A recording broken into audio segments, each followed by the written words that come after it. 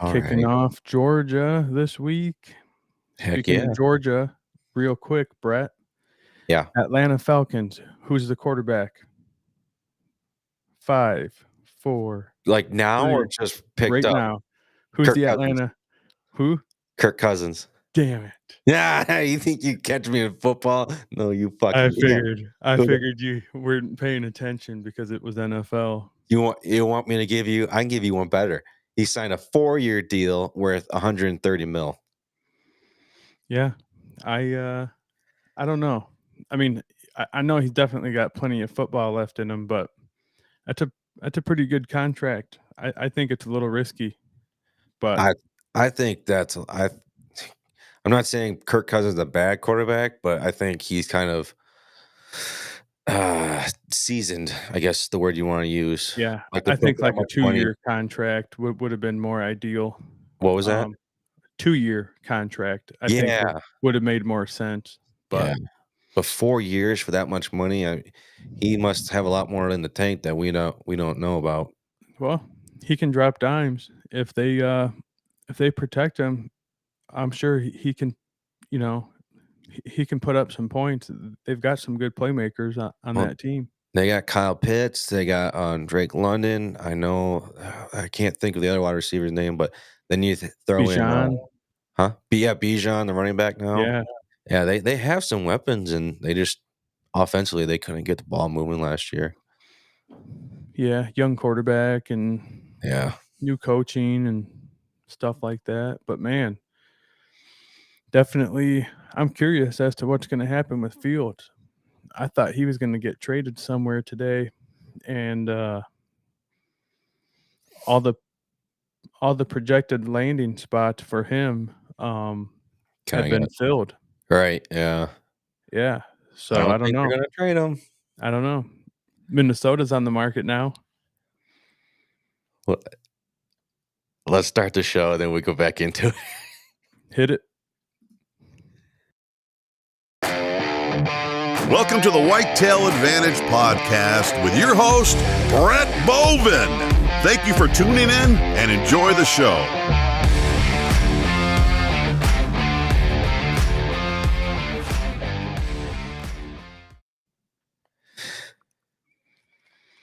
So did you also see that Mac Jones was traded to Jags? Yeah. So I was looking at a lot of the mock drafts.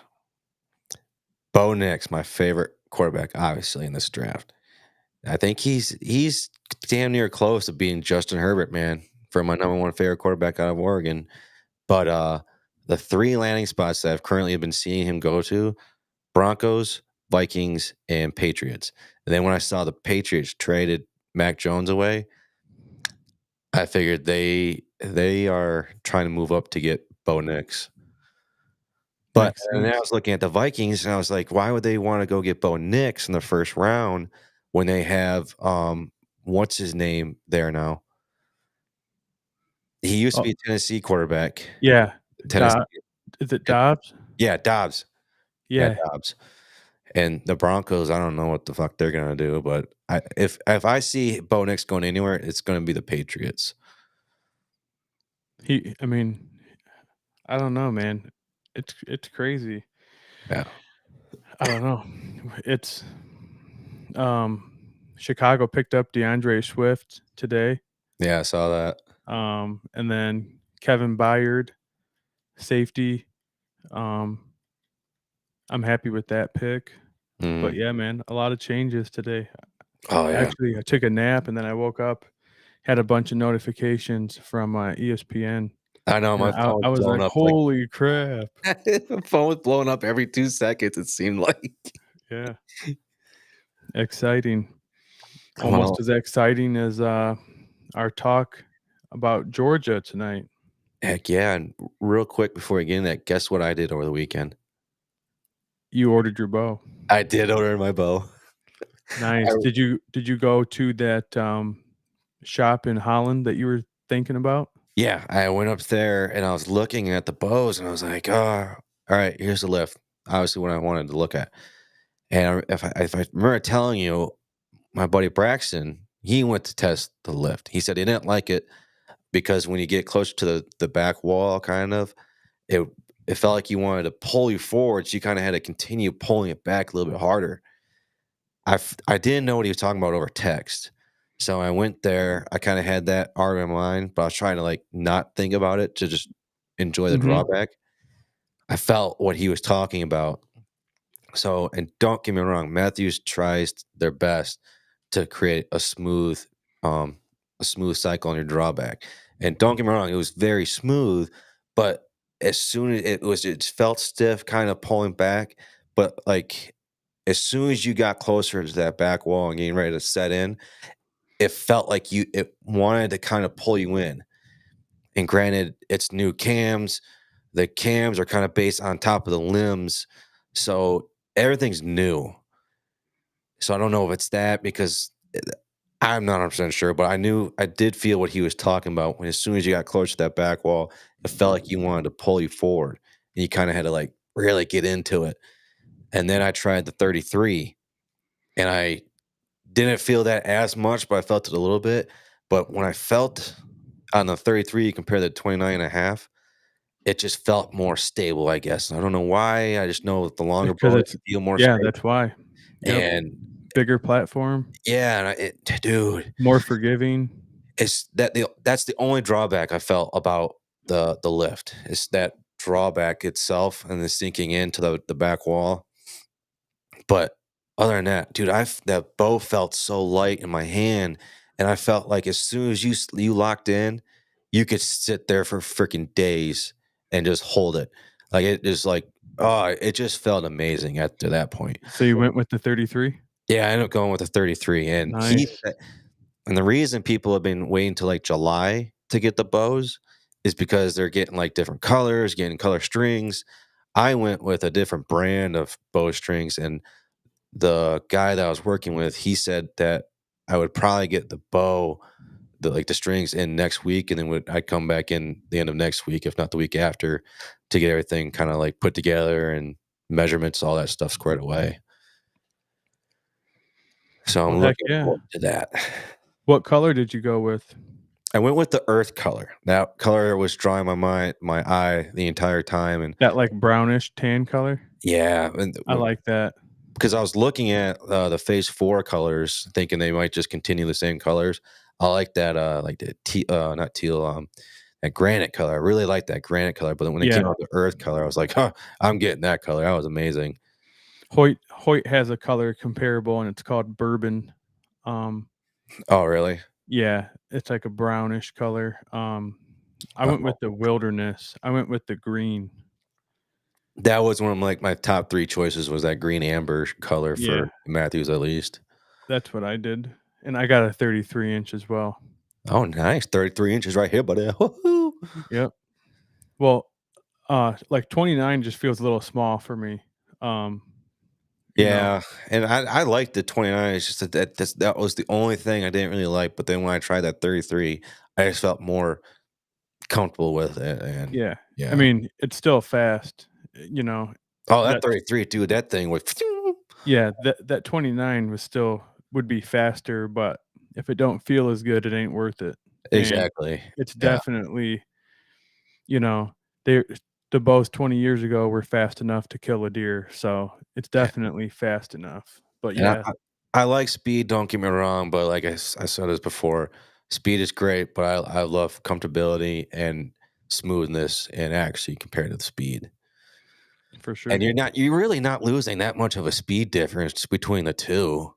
You're really not. I'd have to look at like the actual numbers, but if I remember correctly, you're not.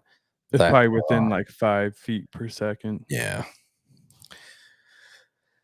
But enough about me and my bow experience. We are now covering the state of Georgia. We've been looking forward to this since we ended last Friday, because when we talked to Brandon, he wanted to go to Georgia to shoot his deer.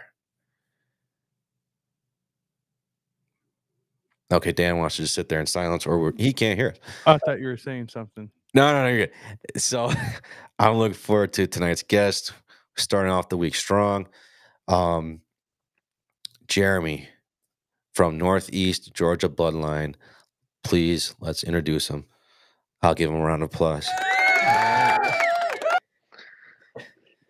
Hey, Jeremy. Appreciate how you y'all.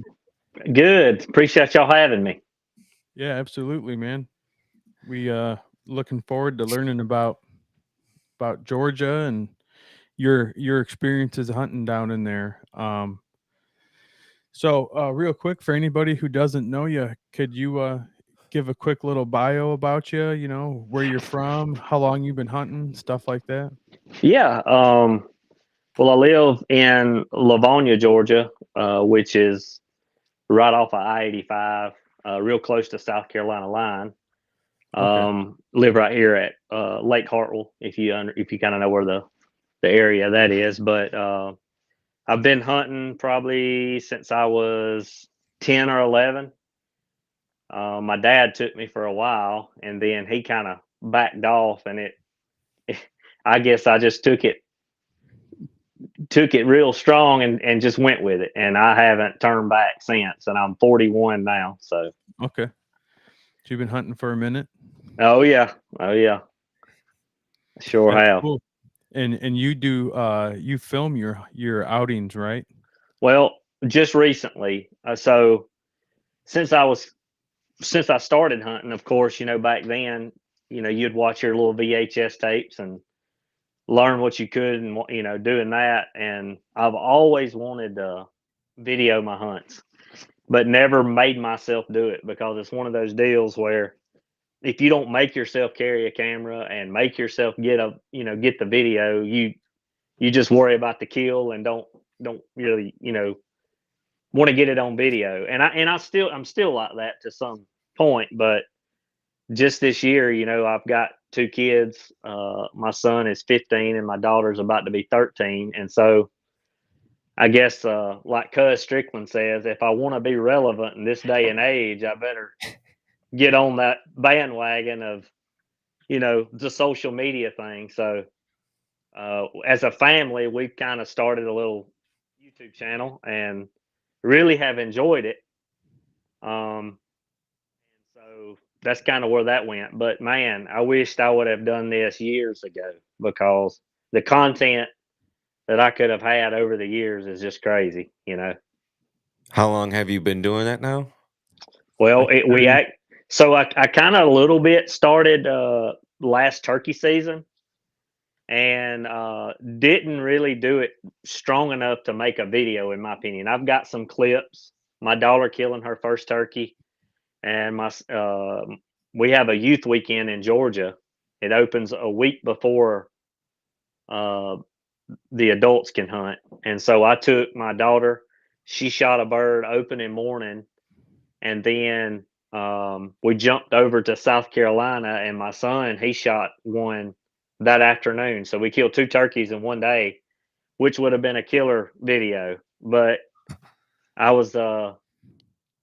just didn't get what I needed to get for a full, video of it. So, but we started then, and then really, but through the summer, I made my mind up that I was going to really start doing it during deer season. So that's what we did this past deer season. Now, I got a quick question. Okay. About your videos. So, real quick, are you sponsored or anything or partners with anybody with your videos? I am not. Okay.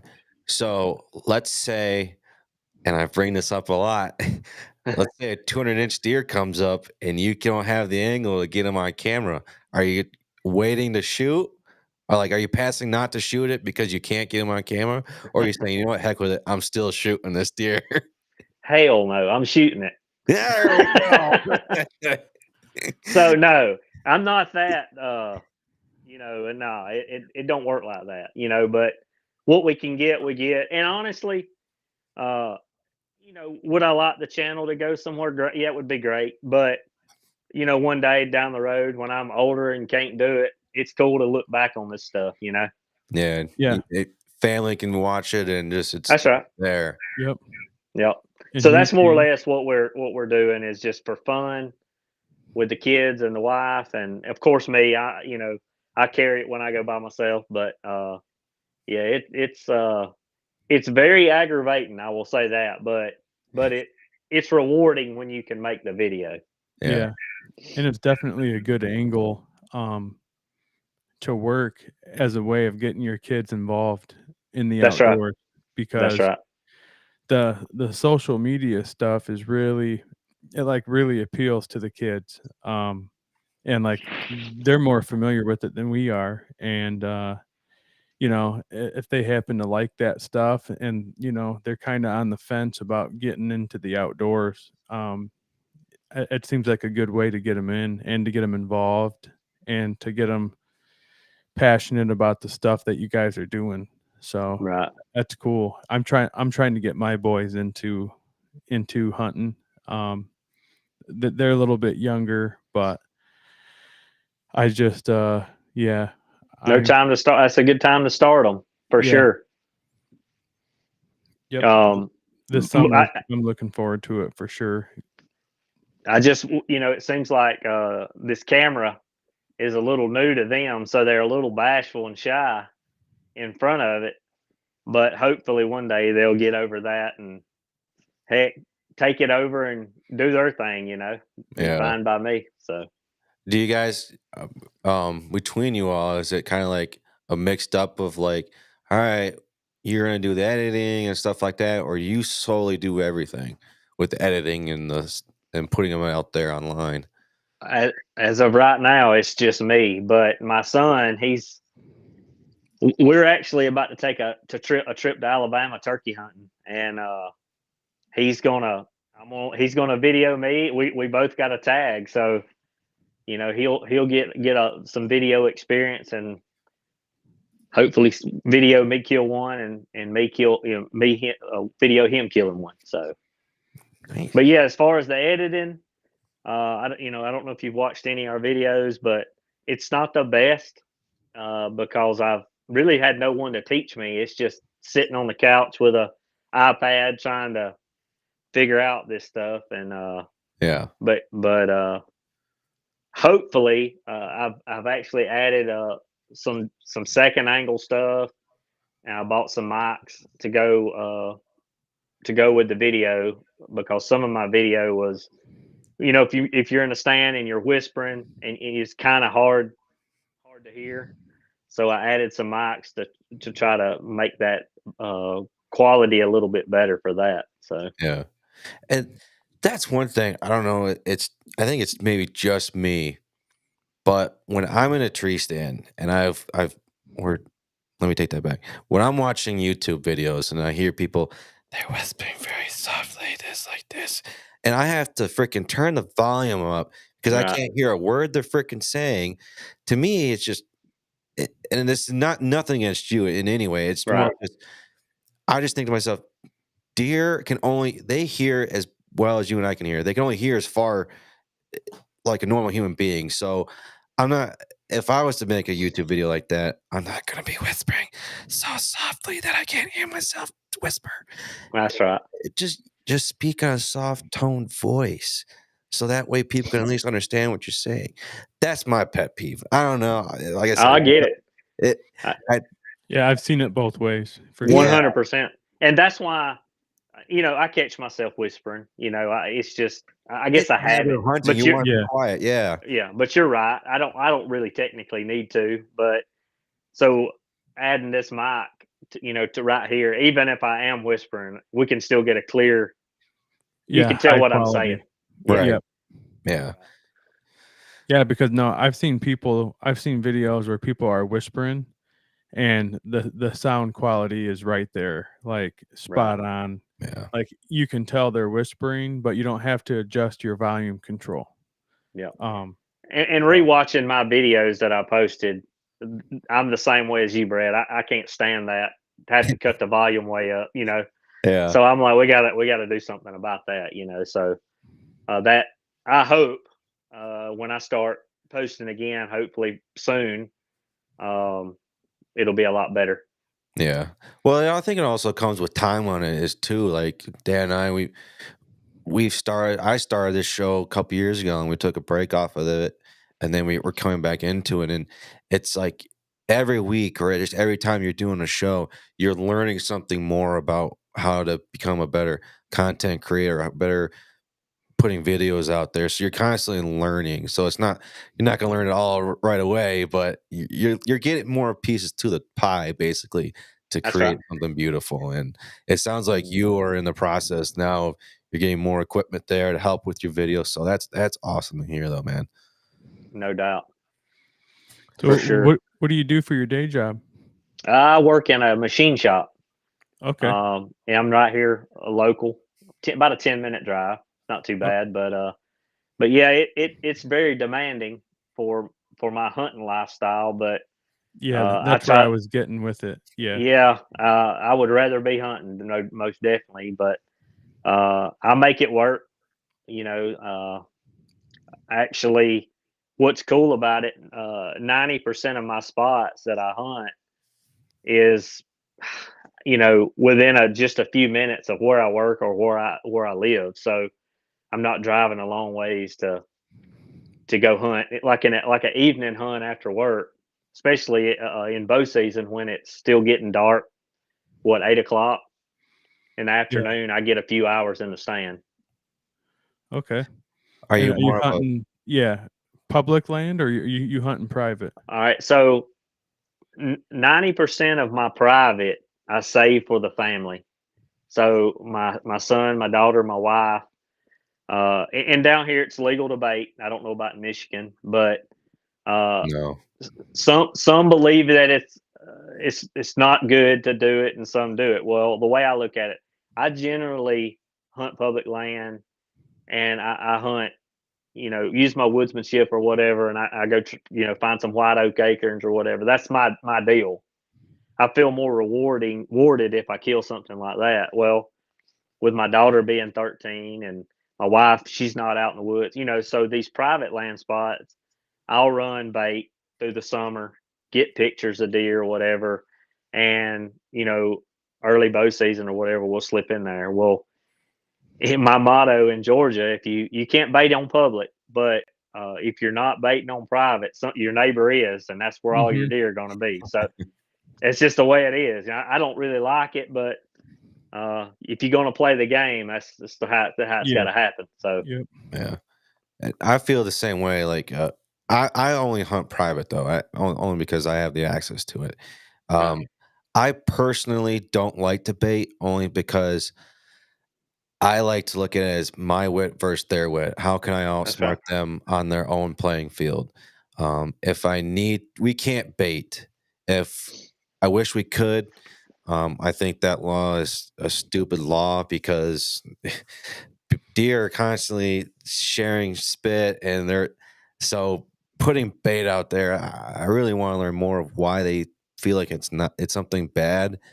Um, but even if we were allowed to bait, I still wouldn't because, like I said, I like to see how can I outsmart them, and but I would do the same thing for my kids Right. because I'd want them to get the chance to see the deer and eventually get them to learn, like, you know what, this is not necessarily hunting all the time. Sometimes you're going to go a week and you might not even see a deer because I've had that experience a lot. That's But right. I want them to be able to, when they first start off hunting, to enjoy hunting and be like, Yeah. oh yeah, and then gradually learn about it. But that's just my sense on baiting as well.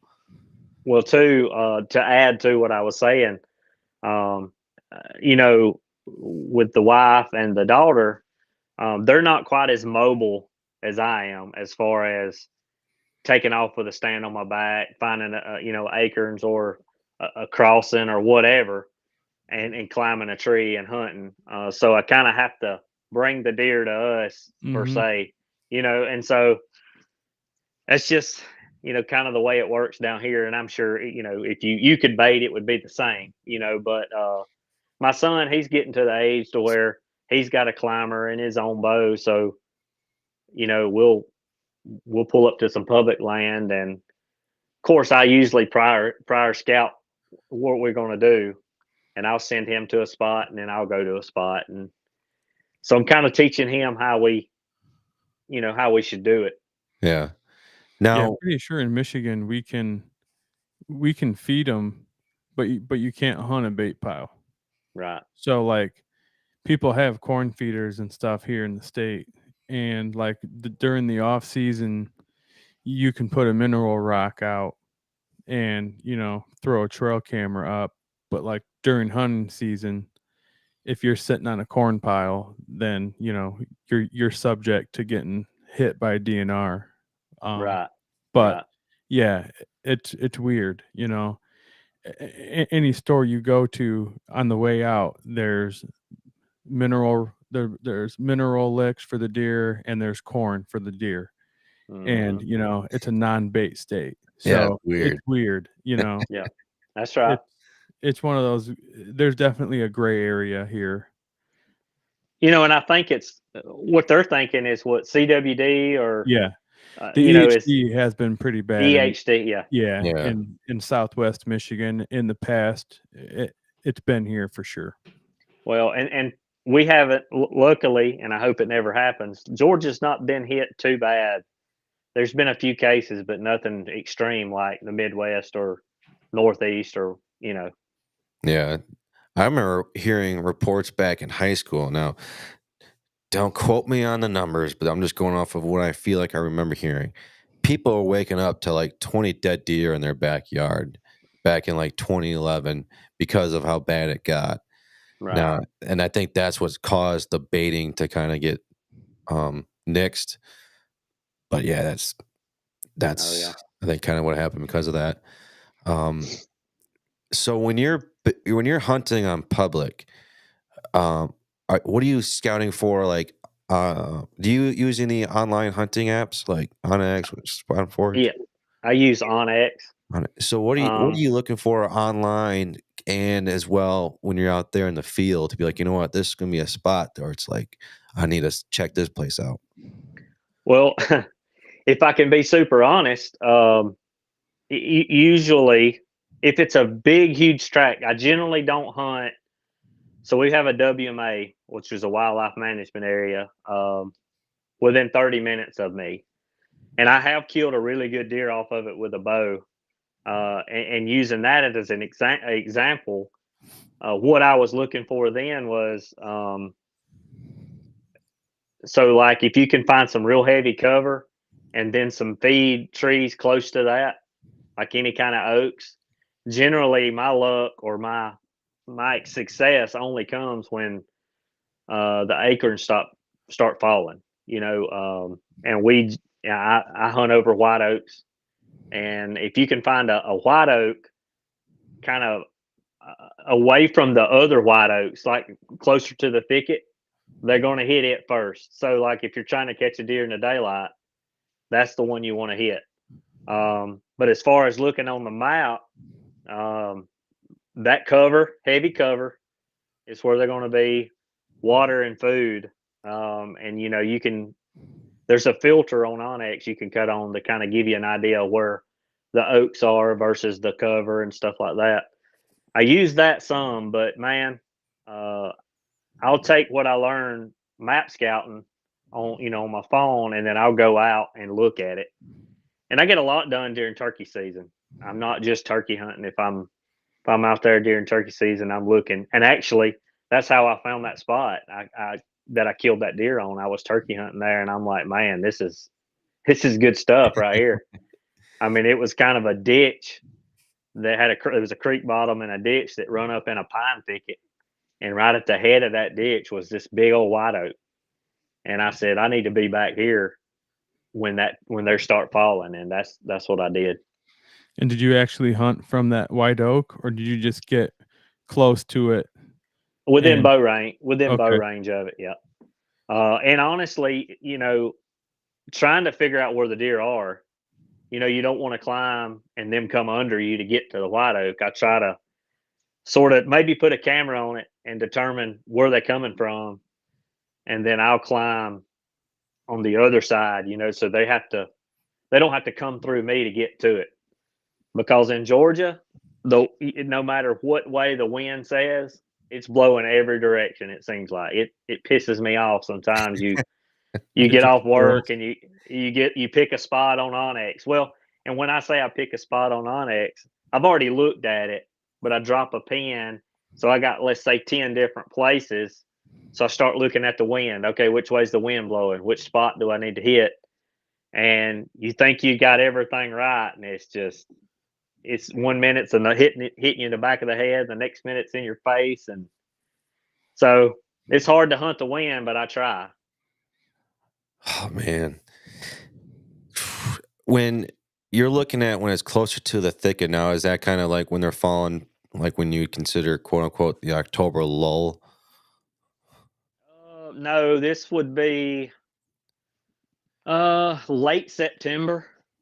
Our season starts about the second week of September, second weekend in September, and they're not dropping then. So what I hunt the first couple of weeks is, well, actually, I spend a lot of time with the family, taking them, because I've got a lot of deer coming in to save the corn, and so we'll go ahead and get in there and try to capitalize on that. And then when the acorns start falling, which is usually around the end of September. Now the October lull, here and there, I don't know that I see that a lot in Georgia. I feel like that when the lull is pre-rut here. So there's already some scraping going on, and some testosterone. They're feeling it a little bit. I see both, but yeah, if I was going to say there was a lull, it would be early October, around the 10th. Okay. But you get late October, they're starting to rut here through middle of November, and then you'll catch a second rut early December. Which I've killed a lot of my biggest deer on the second rut, which is the first week of December, second week of December, somewhere out there. Now, do they still have velvet there in September time? Yeah. On the fall off once the season starts. Well, you can catch some. This year, my daughter, she killed a pretty nice one in velvet, and it's on our channel. Oh, cool. He was kind of a crazy looking deer, but usually if you can catch one, it'll be the first week. After that, you usually don't catch them with velvet. Now, real quick, because I'm dying to see, I see like the noses of the deer behind you. What do you got back there too? Ooh, I like that mount. That's really cool. Yeah, that mount right. Oh yeah, the stick is cool. One, yeah, the one that one looking up. Well, it actually it had a limb. There was, you don't have it now, but I had a limb kind of coming over, so he was like making a licking branch, and it fell off. So I didn't ever put it back, but yeah, I got some up in here, and but yeah. And these are all Georgia deer? I killed one. We went to Kentucky early season, I guess you would call a velvet hunt, and I killed, I don't know if I can show you or not, but I killed this one. Oh man. This one right here, or this one's Georgia, this one's Kentucky. What's that one on the right? Georgia too? It's a Georgia, yeah. Man, they get hogs down there in Georgia. Oh, well, funny story. I killed the biggest deer I ever killed in my life, I'm pretty sure, year before last. Within probably 10 minutes of my house.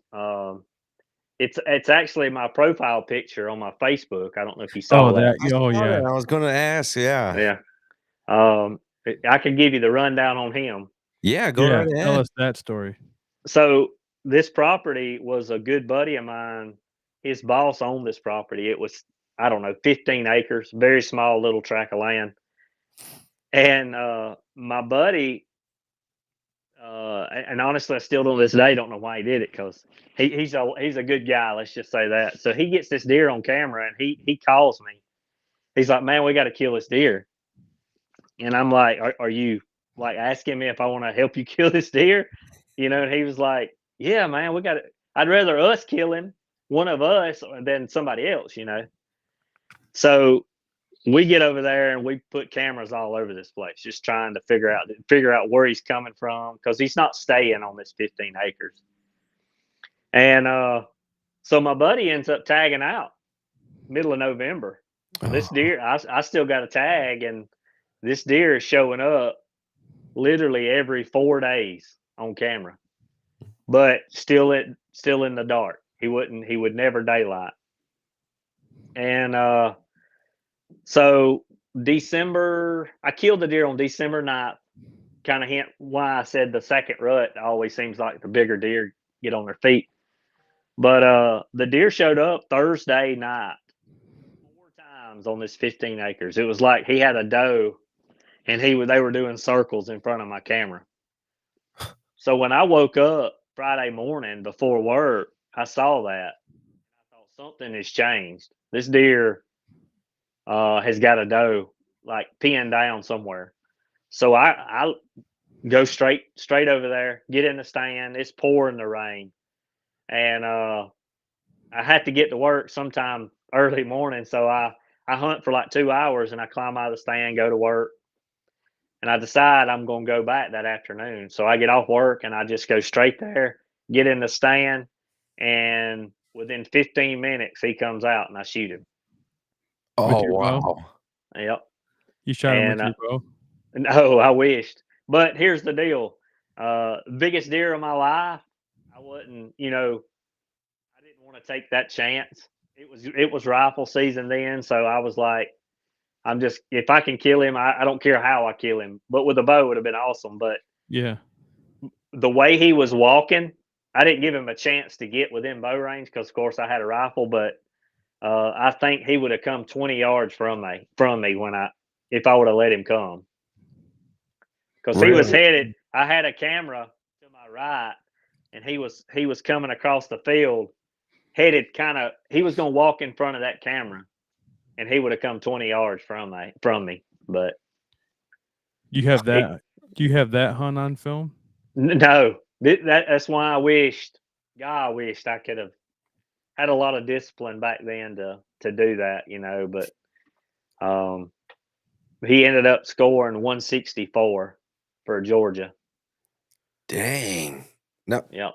And compare that to like the state record there. Do you know that off the top of your head? Well, here's the thing. The state record, I think, was killed in the suburbs of Atlanta. Don't quote me on that, but I think it was like 230 inches, something crazy,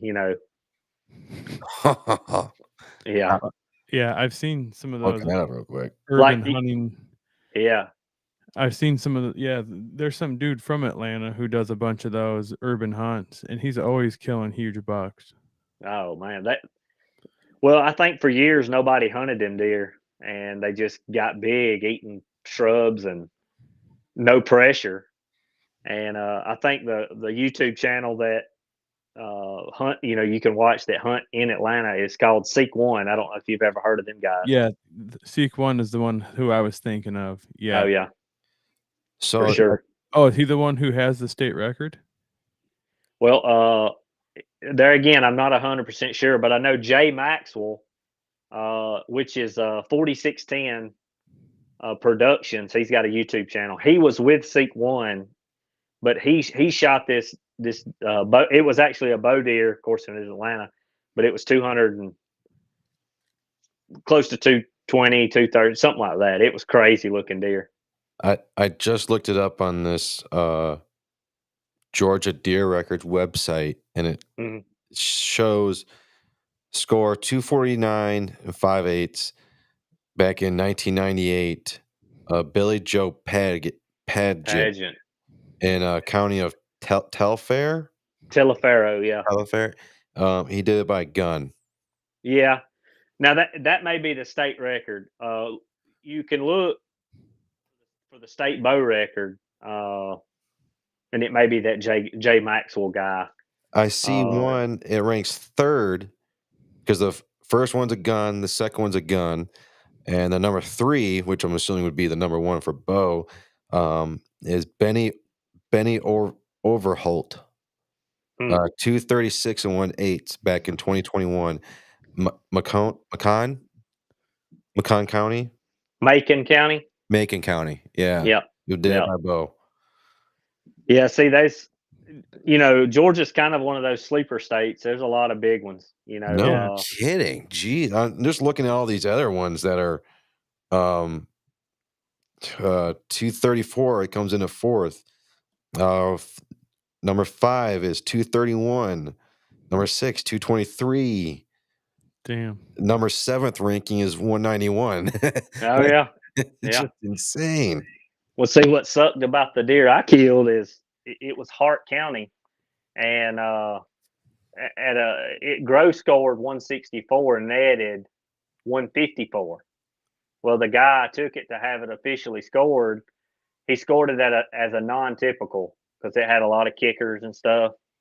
Well, by scoring it as a non-typical, it drops down the list significantly. So I went from being one of the top 5 deer for Hart County to not the 20th, down to 20th because it was scored that way. But it's still 154, and it would have been 5th in Hart County as a 154. Huh.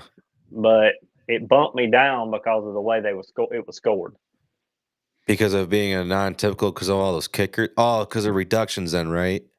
Well, I don't know if the deductions, everything was off of it at 154. Oh, okay. But I guess just because it was scored as a non-typical, it dropped me down the list. Yeah. If it was a typical 154, it would have been number 5 for the county. Wow. That's insane. Either way, man, that's impressive. Oh, that's yeah. Really for sure. nice deer. Now I see why Brandon likes going to Georgia. Right? They produce some hogs down there. Yeah. What's your average, like when you harvested that deer, the December deer, what was the weather like? Oh, it was cold. Outside of the rain, but like temperature. It was probably high 30s, low 40s, somewhere right in that area. Okay. It wasn't super cold. We very rarely get, we might get a handful of days in the 20s, maybe high teens at the coldest. We don't, between 30 and 50 in our winter is pretty average. Okay. That's part of the reason why I want to move down to Tennessee so bad. You guys don't get a winter. And then early season, you're still like in the 80s. Oh, it's ridiculous. Yeah. Yeah. It is very hot. Now, I know in Tennessee, to go off on a tangent here, if one snowflake hits the road, everything gets shut down. No schools, everything's closed because obviously you're on a mountain, so they got to close it down. I got one better. Oh yeah, I got one better than that. My kids' school, they'll shut the school down if there's a bad storm coming. Just some kind of storm that may have a tornado in it or something. They'll just stay home. What the? Yeah. Oh, it's crazy. That's insane. We have bad. Heck, sometimes there's threats of tornadoes. They're like, you're fine, go to school. But no, tornadoes aren't one of those big ones here. No, we just get the bad snowstorms, and we can have 5 inches of just pure ice, just packing down everything. Are they going to shut down schools? No, that's just how Michigan operates. It's weird. They're really inconsistent. It is. It's like when you think for sure that schools should be closed, and you stay up late. Yeah, they'll stay open that day. Yeah, and then you'll have one of those storms where the meteorologist says, this is it. We're going to get pecker slapped with 2 feet of snow. Then we'll get 3 inches and they'll close school for a couple of days. Yeah. It's dude. It's come on. It is ridiculous. But it is what it is, I guess. It's nice having those snow days though, or rain days. Yeah. I wish my boss would get on that schedule. I could hunt more then. Right. Yeah. Yeah. Oh, yeah. That'd be awesome. Hey, I don't want you guys to drive in today. It's not safe, so go ahead and stay home. Throw the 4-wheel drive in and drive to the tree stand. Yep. There's going to sprinkle coming, so there's no work today. Right. Yeah, can't get out of my driveway. Dan, did you have a question? Oh no, I was just gonna say that in general here, late season in Michigan, if we're hunting, it's cold. We're definitely 30s. Like 30s would be like ideal. Like 30s ain't bad at all. But like we have some single digit sits here for sure. Or even negative if you're that crazy. But you never know what you're going to get here in Michigan. I will say, though, I had one day this past year where it was like in the 80s, and that was brutal. That's a whole, it's a whole other world. Like, I'm not sure that I would, if it was like that all the time, I don't know that I would hunt. Well, talking about brutal, I don't know. So I went to Ohio for their bow opener this year. Me and my son and a couple buddies went up there, and even there, so I'm sure y'all don't have them. But have you ever heard of a Joro spider? A what? It's called a Joro spider. A Joro spotter? Spider, like a spider, like a web. Oh, no, I haven't. So look, these things come from like overseas, and they come in through a port, like in Savannah, and they have overrun the Southeast. And I promise you, any other bow hunter will vouch for me when I say this. They're literally that big, and their web will almost trip you up. Yeah, Brett, look them things up. Imagine walking to your stand before daylight and one of those things hit you in the face. It's Joro.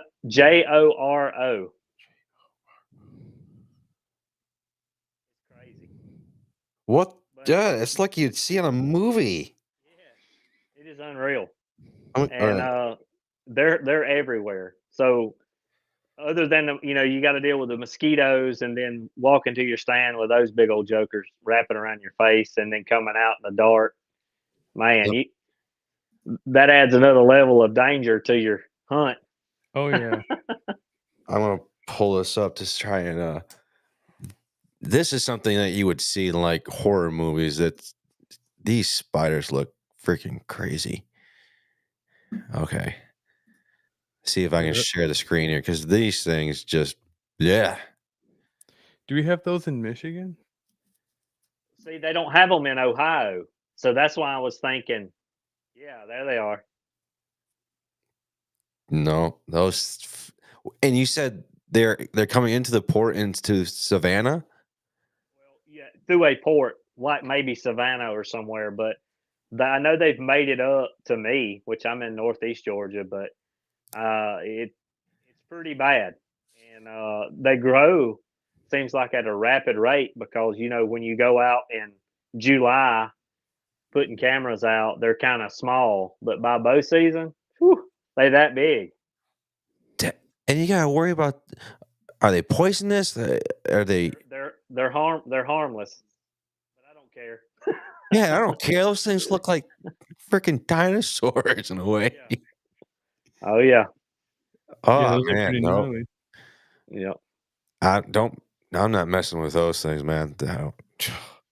So yeah, that is, other than mosquitoes, that's another thing we got to deal with, but yeah, like I said, they don't have them when we went to Ohio. We got to thinking about, I told that guy that we were hunting with up there, I said, I should have brought a handful of them up here so y'all would have them too, have to deal with them suckers. It says that we don't have them in Michigan yet, but right. It said that they're here to stay, and that it's just a matter of time that they'll start making their way north. Man, I'm telling you, you'll know it. I promise you, you'll know it. No, I'll just kill them. Yeah, well, yeah, for sure. We're doing a whole forest fire in the state of Michigan every July or whatever, just to make sure we don't get rid of them. I'll just fog my whole hunting parcel. I'll just fog it all and kill them all early season.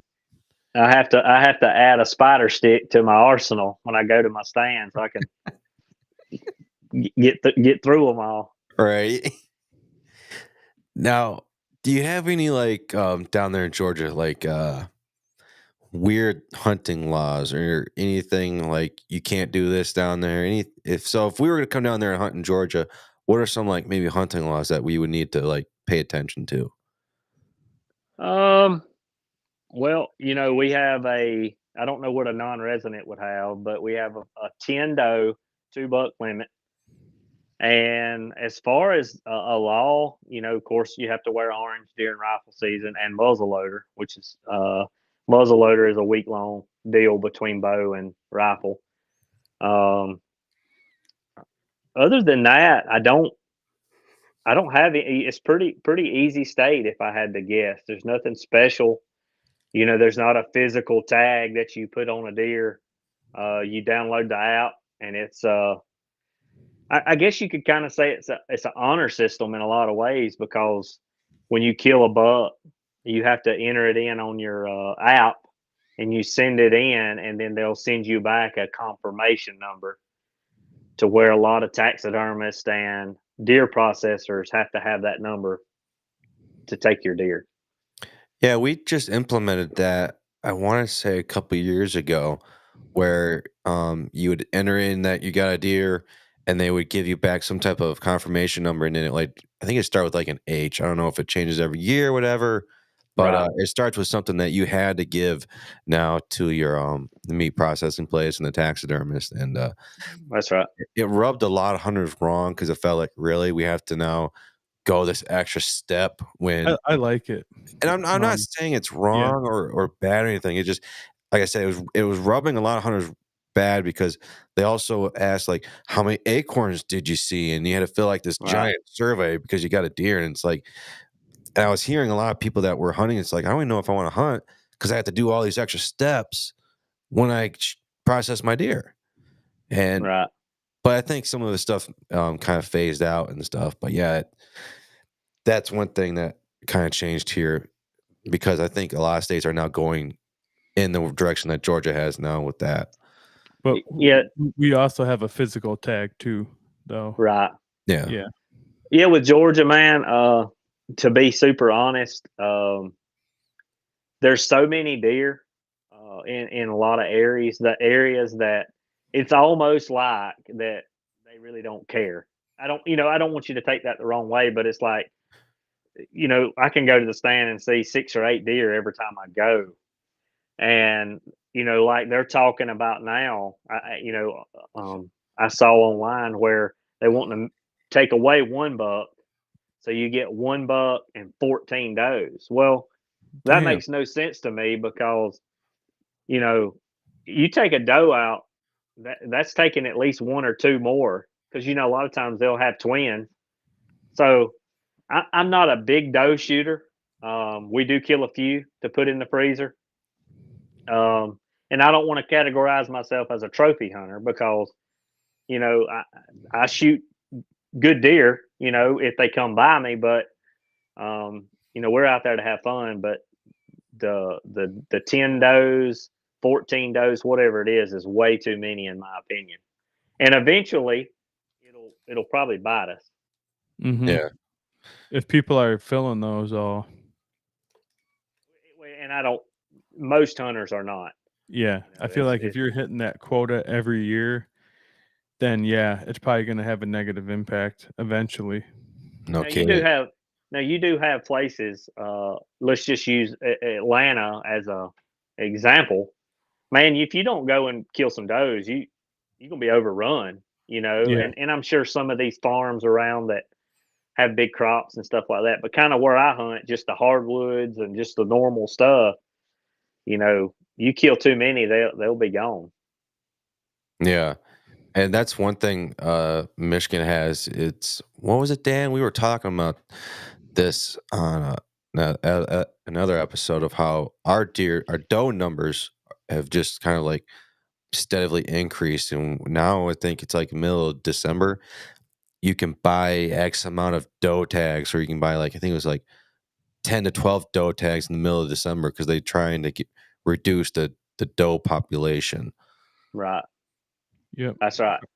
Our doe population is increasing, and the harvest numbers are going down. So they opened up a late doe season with really high numbers. I think it was to the point where you could buy them in bulk, or you could just shoot one a day. Like they definitely want the does being harvested here. Right. We'll see what happens, but I anticipate changes coming here in Michigan. I'll add too. I think a lot of people, now that social media has become about, and it seems like everybody has it. Well, if I see Brett posting a 130-inch deer that he killed his bow, and Dan's killed one too. Well, heck, I'm not going to shoot that 4-pointer no more. I want to kill that, so I think a lot of the small buck killing, these people still do it, but it ain't near like it was before this social media come. Yeah. People want to kill bigger deer, but yeah, that we have a lot of deer, but 14 does is just a little extreme in my opinion. 12 does is too, 10 does, whatever. Yeah, I just can't believe they'd make that number so high. Like 5, I don't know, 5 numbers. There we go. A decent number right there. Right, 5. To reduce it and whatever, but I think 5 is a good starting point. But just to go up to, like, you can shoot up to 10, 12, 14 does. Mm-hmm. You're basically wiping out the deer population, in my opinion, at that point. Yeah. But I don't know. And I also agree with your comment right there. I think this new day and age of social media, people feeling like they need to shoot a 130-inch deer to feel like, yeah, look at me and my giant deer, and to kind of get like this false satisfaction through people that you've never met of, yeah, I'm a good hunter because I can shoot these giant deer, but it took me forever. And right. if I see a deer and like I say this all the time, if it gets my heart going, I'm shooting the deer. Like there's one deer I had, what year was it? I think it was 2 years ago. This deer, I don't even think it hit 80, but he just had like 3 points on this side, but he had like 2 giant daggers on his left side, and they were just like tall. I was like, that guy is on my number 1 hit list. I didn't care what anything else was out there. I saw some giant ones out there. Don't get me wrong, I wanted them, but I saw that and I was like, I want that deer just because he looks so cool. Right. And I think people are missing out on just the sheer joy of hunting and harvesting a deer. And at the end of the day, it's, for me, I don't care what it is, I'm putting meat in the freezer. Well, as long as I've been hunting, I've been hunting for, let's just say 30 years. And so after about 30 years of hunting, you kind of lose a little spark. Everybody does after so long. You killed several good deer, this and that. But this YouTube thing and videoing has brought back more joy in killing just stuff that's cool and that makes us happy, so, I killed a deer with a bow right here beside my house, and it wasn't a giant, but shoot, I got him on video, and it was with a bow, and I had a good time doing that, so I think that's helped me bring the joy back, a little bit. Yeah. And now you get to share that experience now with your family for a lifetime now. That's right. That's right. I've noticed from a lot of my hunting mentors that I have, that spark that you were referring to, that once you kind of hit that level, like once you cross through that threshold where you feel like some shit in the outdoors, that it seems like you're having a hard time finding something to really get you in your feelings again. And that's why I kind of feel like me getting into hunting later, it might be a little bit of a blessing, because everybody, it seems like once they hit that level, they're like, oh shit, now what? I guess I have to set the bar up to 200 inches, or Now Not I got to me. start filming. You Right. know, like I got to start filming, or I think I'm going to go shoot a traditional bow now. Like people have to mix up their whole routine. Where for me, like a 6-point walks out, I'm excited. Like, See, I miss that. You know what I mean? Over the years, I started out hunting. You know, I had a little place close to my hometown, which is just down the road. Man, I could walk before I was even 16. I would just take a gun and take off. You know, I knew everybody in the community, and man, I killed so many deer and and I guess that's what got my drive going to do it like I'm doing it. And I had a good childhood as far as hunting goes. You know, I learned a lot on my own.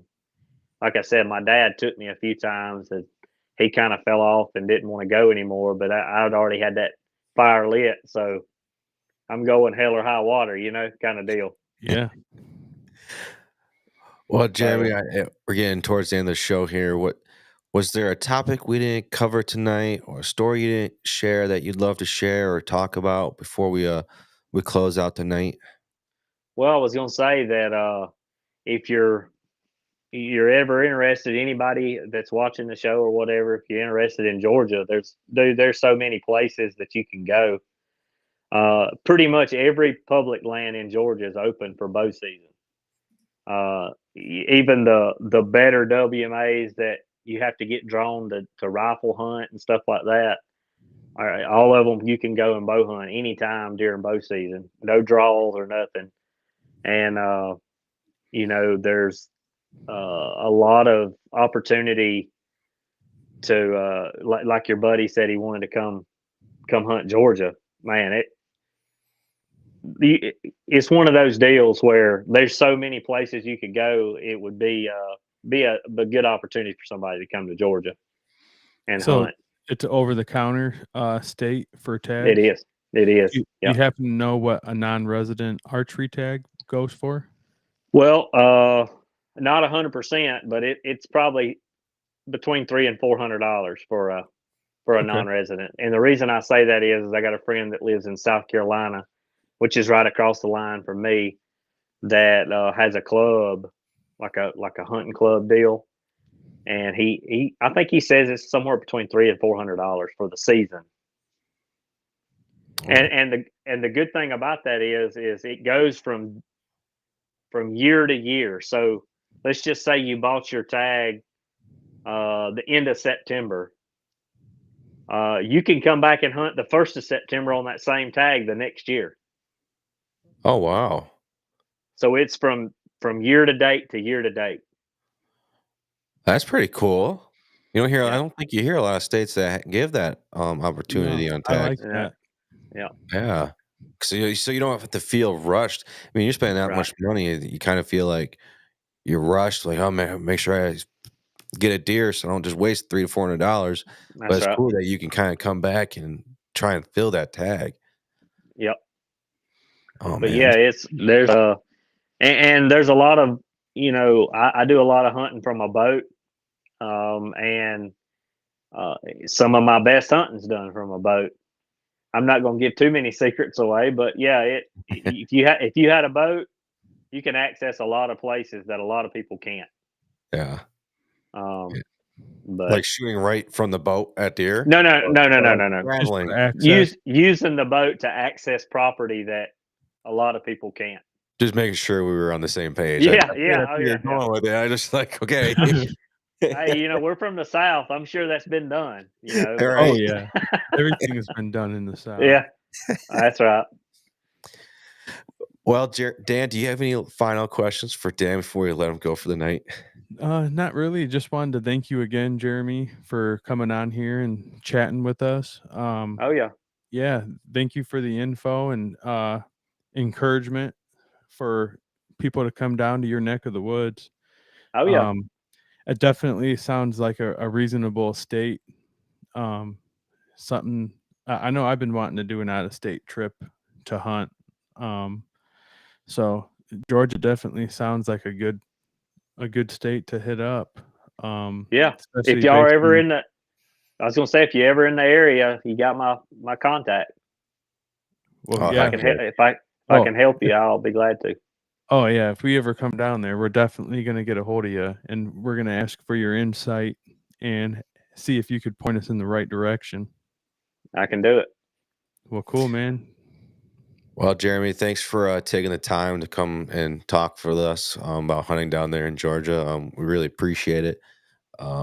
We'd love to stay in touch with you. We'd love to have you back on the show.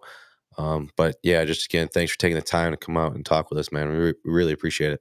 Well, thank y'all for having me.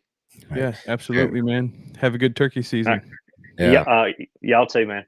Thanks, man. Have a good night. All right. See you.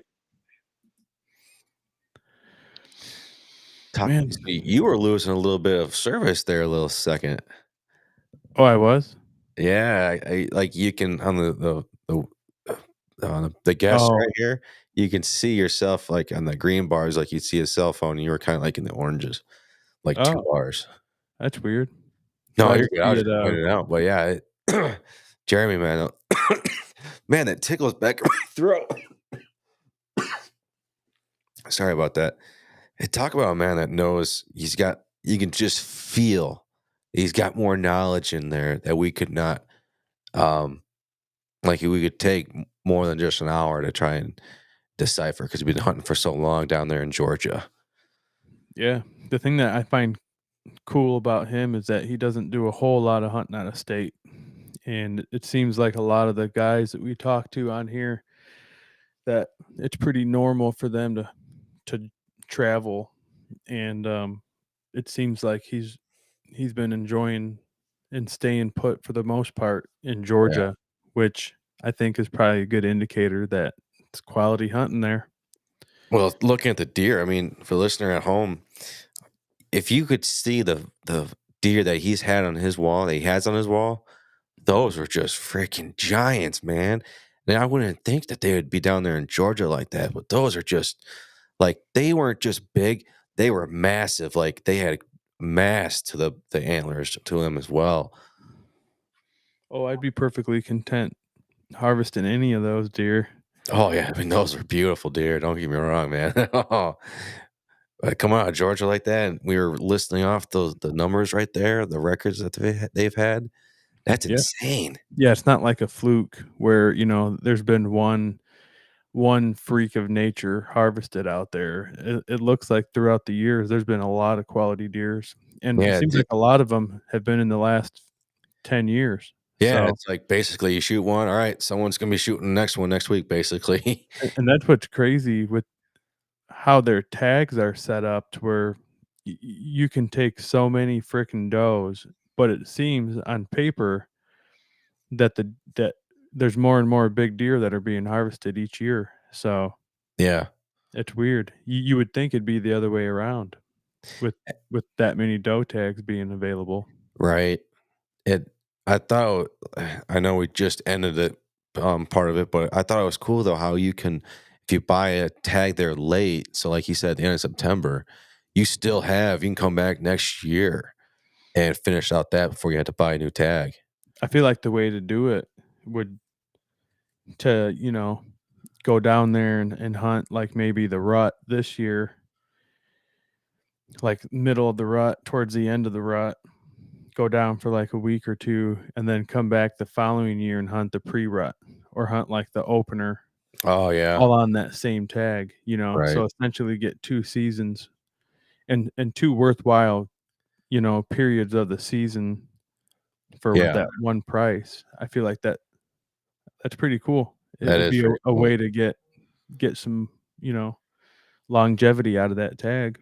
Right. And like how you described it, yeah, that's a smart way of going about doing it. You're basically getting 2 seasons in one, basically, in a way. Yeah. Yeah. Well, that was a fun show. We learned a lot about Georgia on our first day. Tomorrow, I'm not saying, oh no, I'll just say that another amazing guest tomorrow, and Scott. We'll leave it at that. Scott? Yep. His name is Scott, down there in Georgia. Huge TikTok base. We are looking forward to him. Huge archery guy. I'd have to double check. Getting lost with all the guests for the show. Believe he has his own archery shop. So this guy knows his archery stuff. Cool. So I'm looking forward to talking to him about some archery equipment and upping my knowledge in archery world. And I know, Dan, you're looking forward to that as well. Oh yeah. Trying to learn more about I was actually bows. just thinking the other day that it would be fun to have like, a bow tech in here, Yeah. somebody who works on bows. They, it's just a different perspective into hunting, Yeah. And I feel like tomorrow's show, because you and I just both love shooting our bows and learning more about bows. I feel like tomorrow is going to be a late show because there's so much that can go into archery, and Scott knows a lot about archery, so I'm looking forward to that. Cool. Well, with that being said, with tomorrow possibly being a late night, are you ready to close out the night? For sure. All right. Thanks everyone for watching. We'll see you next time. Thank you for tuning in to another episode of the Whitetail Advantage Podcast. We hope you enjoyed the show, and we will see you next time.